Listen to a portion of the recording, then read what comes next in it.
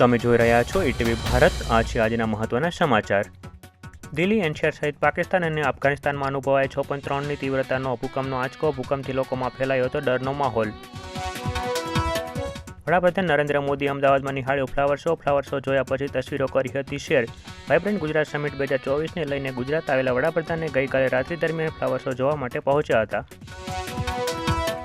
આજે ભારત અને અફઘાનિસ્તાન વચ્ચે પ્રથમ T20 મેચની થશે જોરદાર ટક્કર. રોહિત શર્માની કેપ્ટનશીમાં ભારતીય ક્રિકેટ ટીમ આજે અફઘાનિસ્તાન સામે તેની પ્રથમ T20 મેચ રમવા માટે ઉતરશે મેદાને.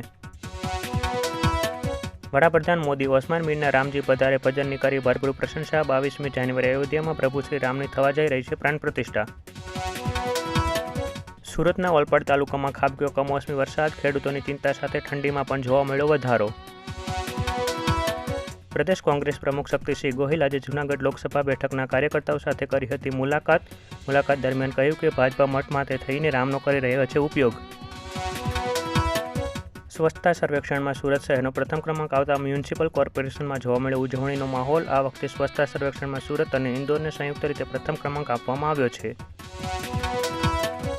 મોદી સરકારના બીજા કાર્યકાળનું છેલ્લું બજેટ સત્ર 31 જાન્યુઆરીથી થશે શરૂ. બજેટ પહેલાં રાષ્ટ્રપતિ દ્રૌપદી મુર્મુ બંને ગૃહોને કરશે સંબોધિત. ઉત્તરાયણના દિવસો નજીક હોવા છતાં પણ રાજકોટની પતંગ બજારમાં જોવા મળ્યો મંદીનો માહોલ. વેપારીઓનું અનુમાન છે કે છેલ્લા 2 દિવસમાં થશે સારો વેપાર. રામ ભક્તો માટે સારા સમાચાર. રાજકોટના રામવનમાં 22 જાન્યુઆરી મળશે નિઃશુલ્ક એન્ટ્રી.